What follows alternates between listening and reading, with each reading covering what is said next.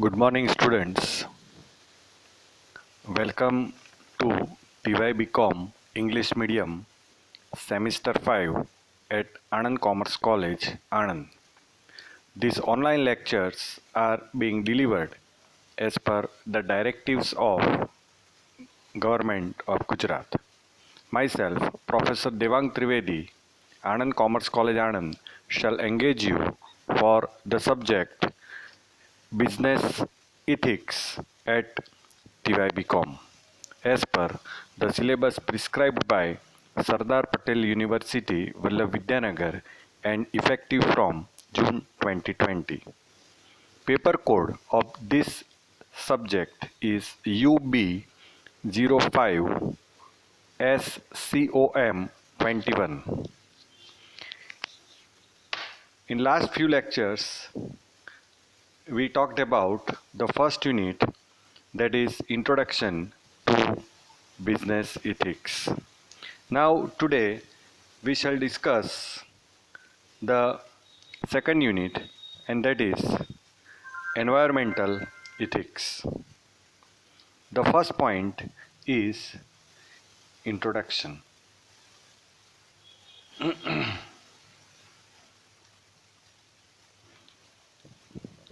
What is environmental ethics? Environmental ethics is an established field of practical philosophy which reconstructs the essential type of argumentation that can be made for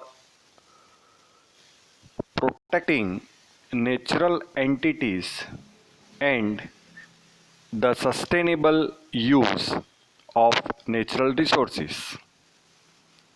The main competing paradigm are anthropocentrism, physiocentrism, and that is called ecocentrism as well, and theocentrism. Environmental ethics exerts influence on large range of discipline including environmental law, environmental sociology, ecotheology, ecological economics, ecology, and environmental geography. There are many ethical decisions that human beings make with respect to the environment. For example, should human continue to clear cut forest for the sake of human consumption? Why should human continue to propagate its species and life itself? Should human continue to make gasoline powered vehicles? What environmental obligations do humans need to keep the future generations? Is it right for humans to knowingly cause the extinction of a species for convenience of humanity? How should human beast use and conserve the space environment to secure and expand life? What role can planetary boundaries play in reshaping the human earth relationship? See, students, the academic field of environmental ethics grew up in response to the works of many management and ethical thinkers, including Murray Bookchin, and events such as the first Earth Day in 1970, when environmentalists started urging philosophers to consider the philosophical aspects of environmental problems. And from then onwards, all that started You see, there is one concept, say, Leopard explicitly claimed that the roots of ecological crisis were philosophical. And the first international academic journals in this field emerged from North America in the late 1970s and early 80s. The US based journal Environmental Ethics in 1979 and Canadian based journal the Trumpeter Journal of Ecosophy in 1983. The first British based journal of this kind, Environmental Values, was launched in 1992. See, some scholars have tried to categorize the various ways the natural environment is valued. And according to Marshall, three general ethical approaches have emerged over the last 40 years. That is, liberation extension, the ecologic extension, and conservation ethics. Liberation extension echoes a civil liberty approach, and in environmentalism, though the community is generally thought to consist of non-humans as well as humans. And a lot of work has been done in this area as well. Ecologic extension places emphasis not on human rights but on the recognition of the fundamental interdependence of all biological and some abiological entities and their essential diversity. Whereas liberation extension can be thought of as flowing from a political reflection of the natural world. Ecologic extension is based thought of as a scientific reflection of the natural world, and ecological extension well is roughly the same classification of Smith's ecologism, and it argues for the intrinsic value inherent in collective ecological entities like ecosystem or the global environment as a whole entity.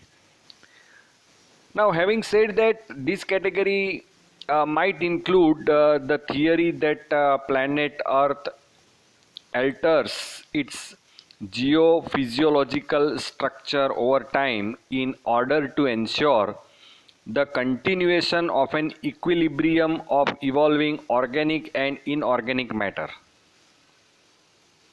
The planet is characterized as a unified holistic entity with ethical worth, of which the human race is of no particular significance in the long run.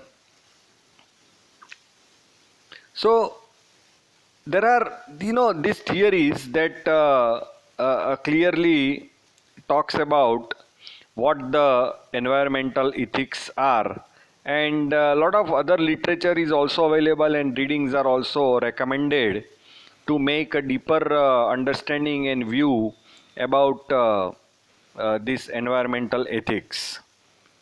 Humanist theory, that is the World Heritage Site and unspoiled parts of the world that acquires a scarcity value as they diminish over time, their preservation is bequeathed for future generation as they have been inherited from humans ancestors and should be passed down to future generations so they can have the opportunity to decide whether to enjoy unspoiled countryside or you can say as entirely urban landscape. And a good example of a World Heritage Site would be a tropical rainforest, a very specialist ecosystem that has taken centuries to evolve. Clearing the rainforest for farmland often fails due to soil conditions, and once disturbed can make thousands of years, to regenerate. So these are, the introductory part that very much explains the environmental ethics. And in a country, like a developing country like India, which has a lot of what you call the hunger for a rapid development, there is a lot of risk to, this what you called the environmental ethics, and we need to take care about all this, and especially the generation next, gen next, you student will have to understand, and our university has therefore prescribed the syllabus to be taught at the third year, that is the TY BCom level, the semester 5. Now let's move to the second point, that is sustainable development. Sustainable development is the organizing principle for meeting human development goal while simultaneously sustaining the ability of natural systems to provide the natural resources and ecosystem services on which the economy and society depends. So the desired result is a state of society where living conditions and resources are used to continue to meet human needs without undermining the integrity and stability of the natural system. Sustainable development can be defined as development that meets the needs of the present without compromising the ability of future generations to meet their own needs. Simple. While the modern concept of sustainable development is derived mostly from 1987 Brundtland report, and it is also rooted in earlier ideas about sustainable forest management and 20th century environmental concern. As the concept developed, it has shifted its focus more towards the environmental development, social development, and environmental protection for future generation. It has been suggested that the term sustainability should be viewed as humanity's target goal of human ecosystem equilibrium, while sustainable development refers to the holistic approach and temporal processes that lead us to the end point of sustainability. Modern economies are endeavoring to reconcile ambitious economic development and obligations of preserving natural resources and ecosystems, as two are usually seen as of conflicting nature. Instead of holding climate change commitments and other sustainability measures as a remedy to economic development, turning and leveraging them into market opportunities will do a greater good to the society. Students, the economic development brought by such organized principles and practices in an economy is called managed sustainable development. The concept of sustainable development has been and still is subject to criticism, including the question of what is to be sustained in sustainable development. It has been argued that there is no such thing as a sustainable use of a non renewable resource, since any positive rate of exploitation will eventually lead to the exhaustion of Earth's finite stock.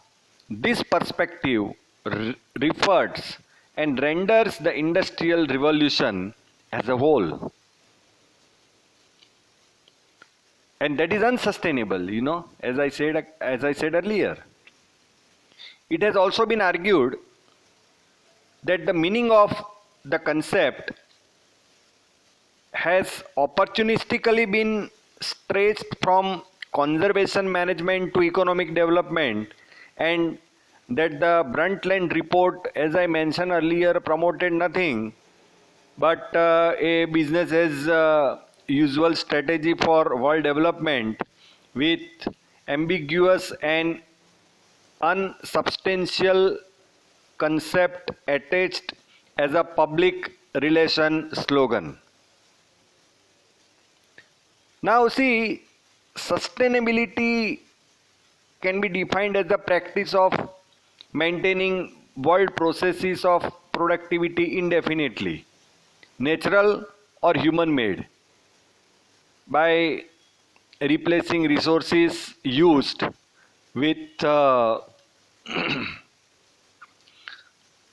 resources of equal or greater value, without degrading or endangering natural biotic systems.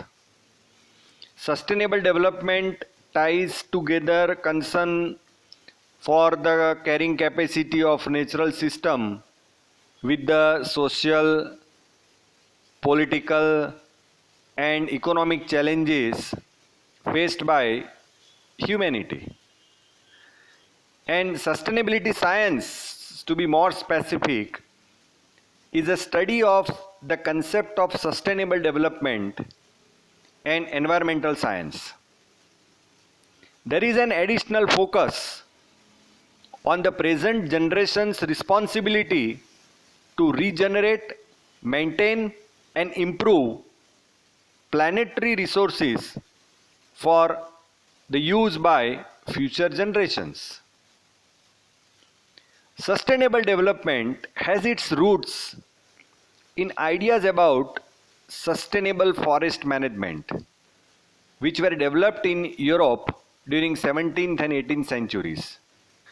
In response to a growing awareness of the depletion of timber resources in England, John Evelyn argued that sowing and planting of trees had to be regarded as a national duty of every landowner in order to stop the destructive overexploitation of natural resources in this century. Then a lot of supportive roles were also played by the many activists in the field of the environment and sustainable development. And a lot of publications and work has also been made in this regard. Describing the desirable state of global equilibrium, the many thinkers have wrote that we are searching for a model output that represents a world system that is sustainable without sudden and uncontrolled collapse and capable of satisfying the basic material requirements of all of its people. That is very noteworthy. And one of the MIT research group, Massachusetts Institute of Technology, USA, the Club of Rome report they further says that growth and its implication for the future that needs to be properly studied and nothing can be compromised. In 1980, the International Union of the Conservation of Nature, they have also came out with a very model strategy that included one of the first references to sustainable development as a global priority and introduced the term sustainable development. 2 years later, the United Nations World Charter for Nature raised 5 principles of conservation by which human conduct affecting nature is to be guided and judged. In 1987, the United Nations World Commission on Environment and Development released the report Our Common Future. They commonly called the Brundtland Report. The report included what is now one of the most widely recognized definition of sustainable development. As I told earlier, the sustainable development is development that meets the needs of the present without compromising the ability of future generations to meet their own needs. It contains within it two key concepts.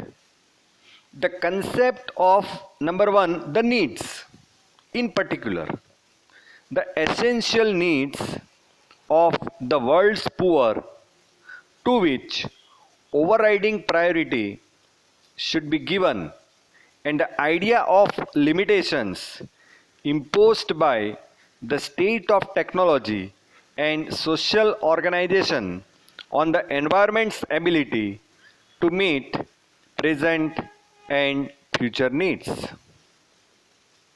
So this is a socially inclusive and environmentally sustainable economic growth we are talking about.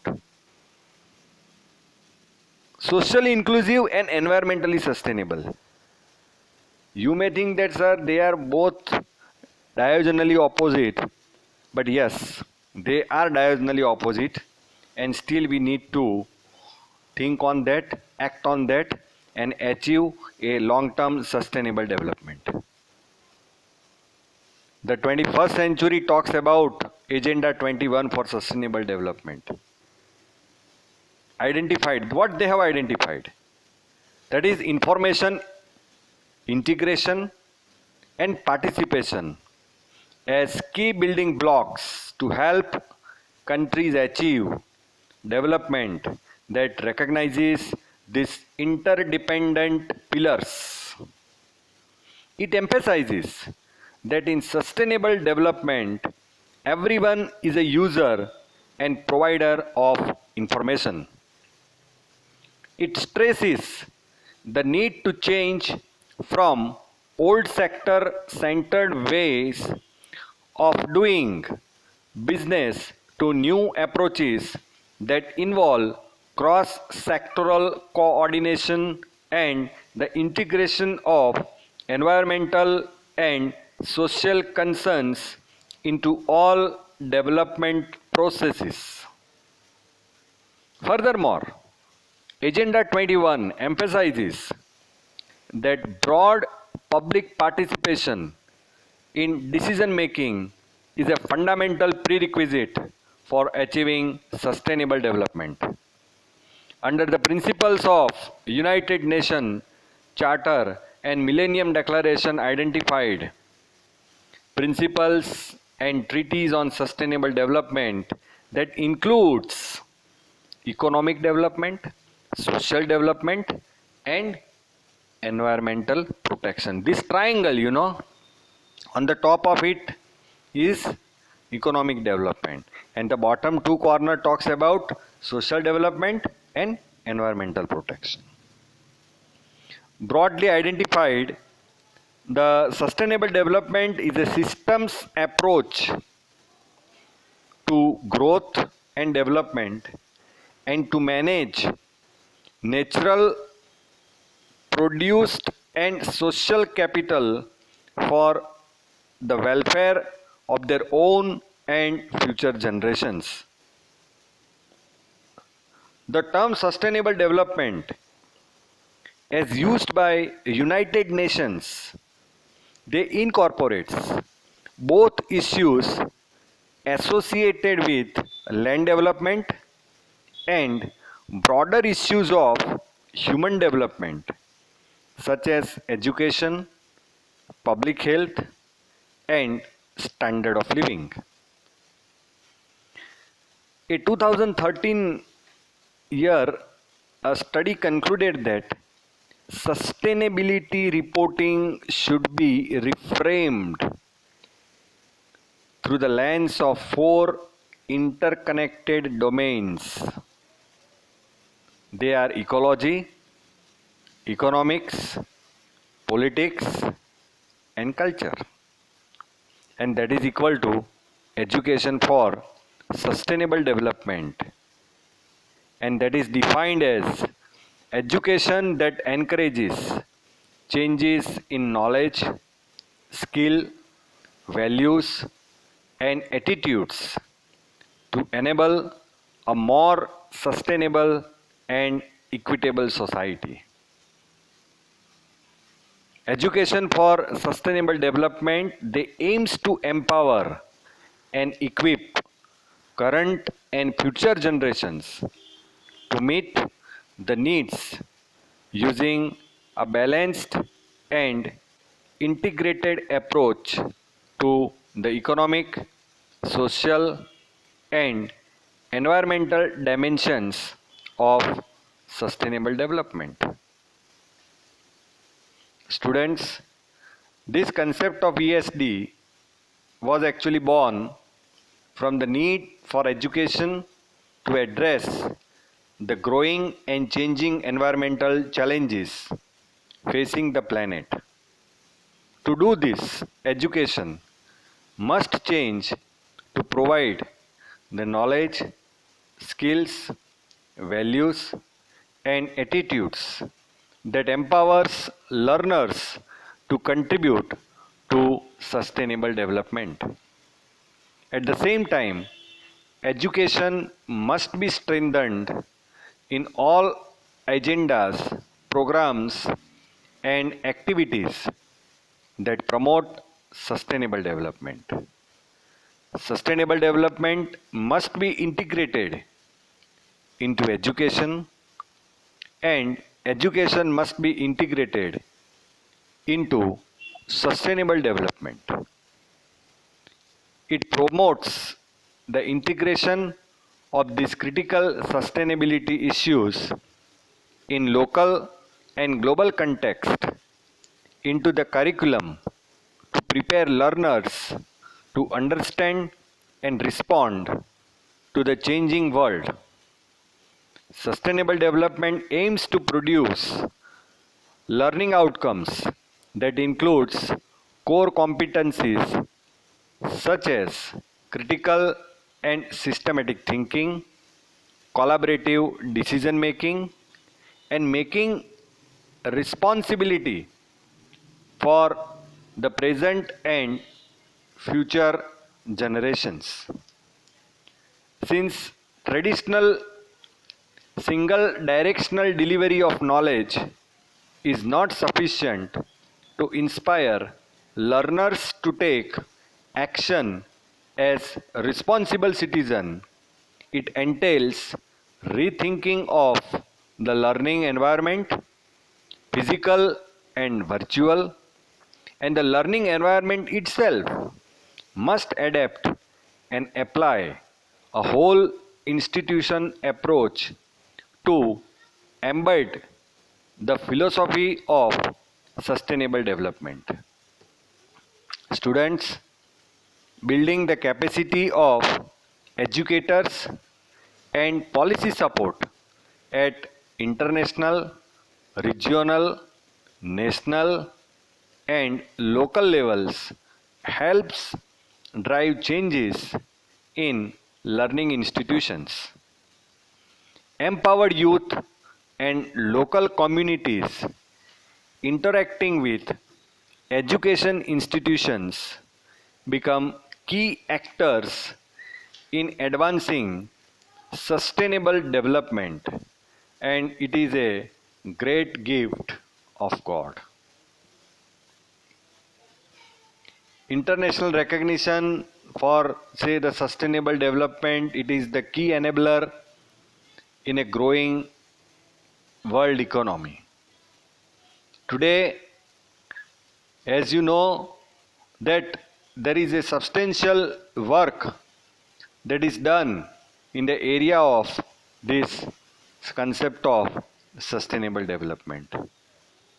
And the world today is more aware than ever before to take the challenges forward and work for the sustainable development of the society.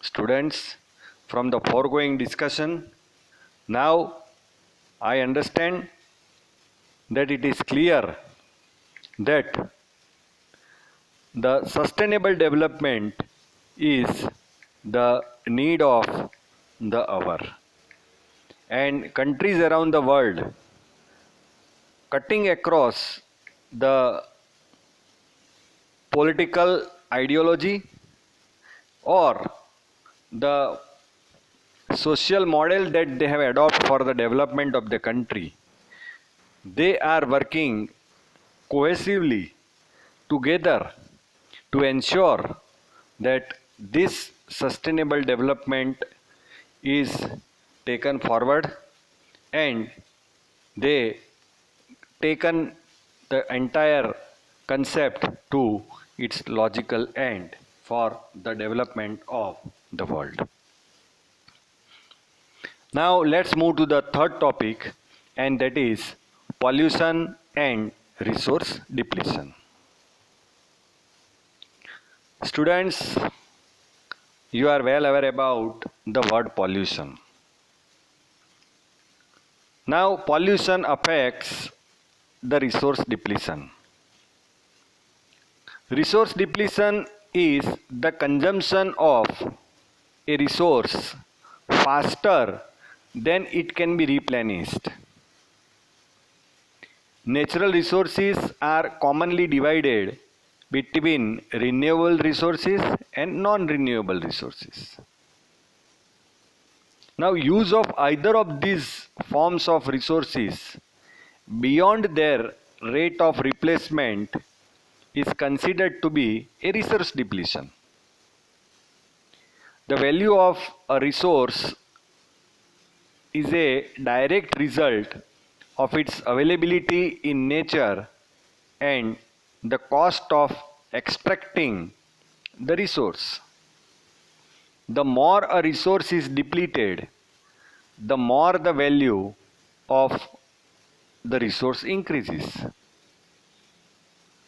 There are several types of resource depletion, and the most known being aquifer depletion, deforestation, mining for fossil fuel and minerals, pollution or contamination of resources, slash and burn agriculture practices, soil erosion and overconsumption, excessive or unnecessary use of resources. All these are the known resource depletion.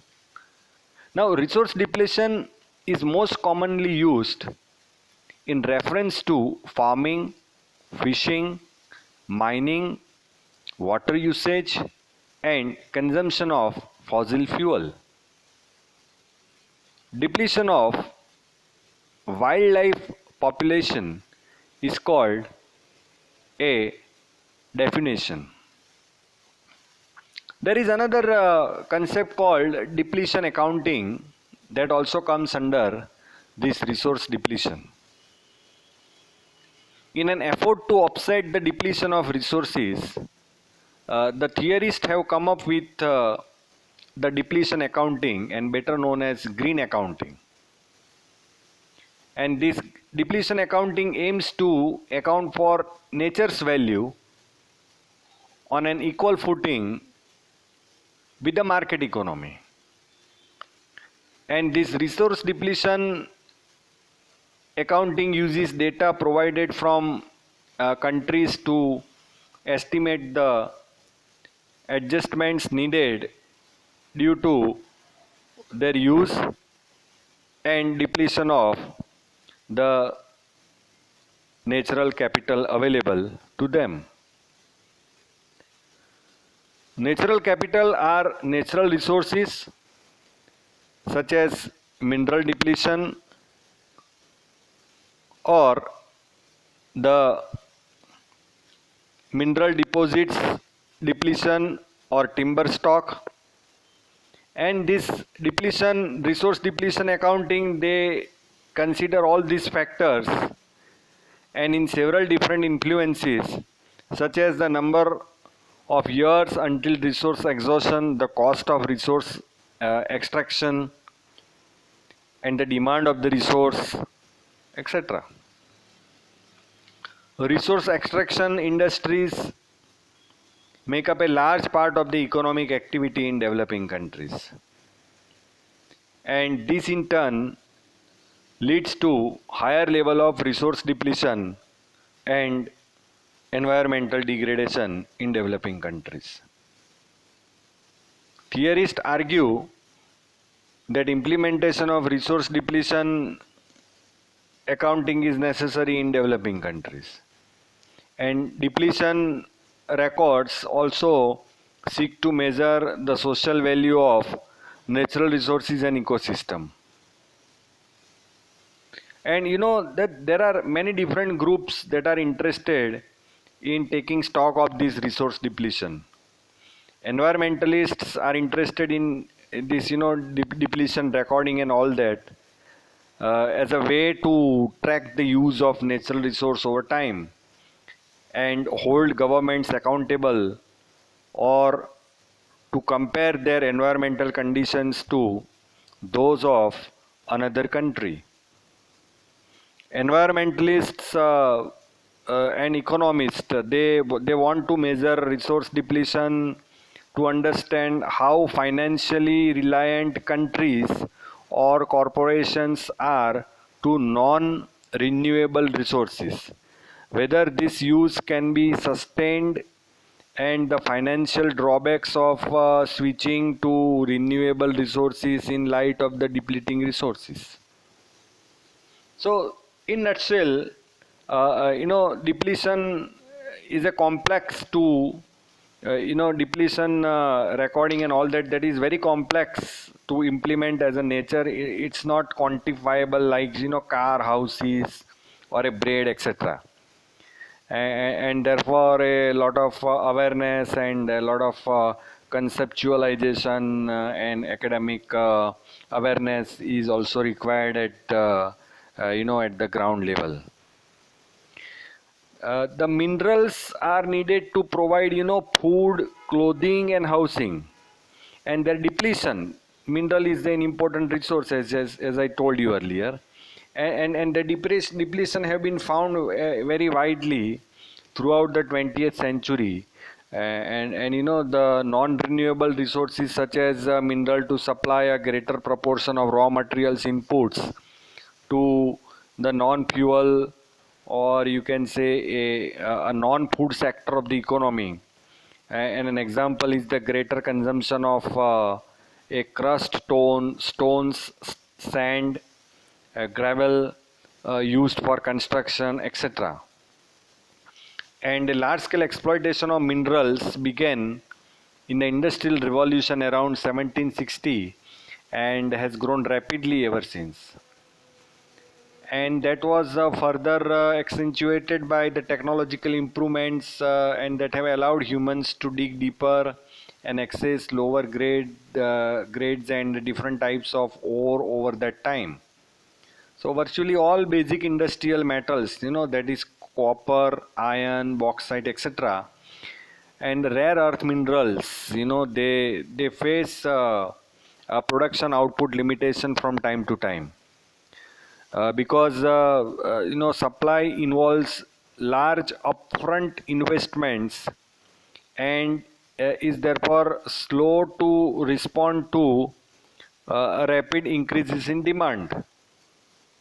So mineral projected by some to enter production decline over the next 20 years, like say gasoline is said to be say in decline by 2023, copper by 2024, and same way say the zinc. So minerals projected by same to enter production decline, during the present century, like say aluminum by 2057, coal by 2060, iron by 2068. And such projections may change a bit, but as a new discoveries are made and typically you know misinterpret of data available and on mineral resources and mineral reserves, that may lead to such things. Then the another major resource depletion, if we talk about, then it is in oil. That is a peak oil is a period when the maximum rate of global petroleum extraction is reached, after which the rate of production will undergo a long-term decline. Say in 2005, Hirsch report concluded that a decreased supply of combined with increasing demand will significantly increase the wholesale price of petroleum derived products, and that most significant will be the availability and price of liquid fuel for transportation. So, well, then we can talk about the deforestation. Deforestation is the cleaning of forest by cutting or burning of trees and plants in a forested area. And as a result of deforestation, presently about one half of the forest, that used to be there, have completely been eliminated. And it occurs for many different reasons, and it has several negative implications on the atmosphere and the quality of the land and its surrounding forest. So then there is a wetland depletion. Wetland are ecosystem that are often saturated by enough surface or groundwater to sustain vegetation that is usually adapted to saturated soil conditions, such as cattles, then you have bulrushes, then red maples, then you have wild rice, then blackberries, then cranberries, and a peat moss. So because some varieties of wetlands are rich in minerals and nutrients and provide many of the advantages of both land and water environment environments, very they contain diverse species and provide a distinct basis for the food chain. And wetland habitats contribute to environmental health and biodiversity. So wetlands are a non-renewable resource of a human time scale, and in some environments cannot ever be renewed. So all these, they contribute to resource depletion and pollution. So pollution and resource depletion, they both go together, and they ultimately lead to slowing down the growth of development in the long run. So what I talked about earlier, that is sustainable development, and this resource depletion, they are closely connected, and they contribute to this environmental ethics. So, well, students, we stop here, and what we talked about today is the introduction about the environmental ethics. Then we discussed about the sustainable development, and the third point that we have taken today is pollution and resource depletion. Okay, we stop here. Next time we'll talk about air pollution and further readings.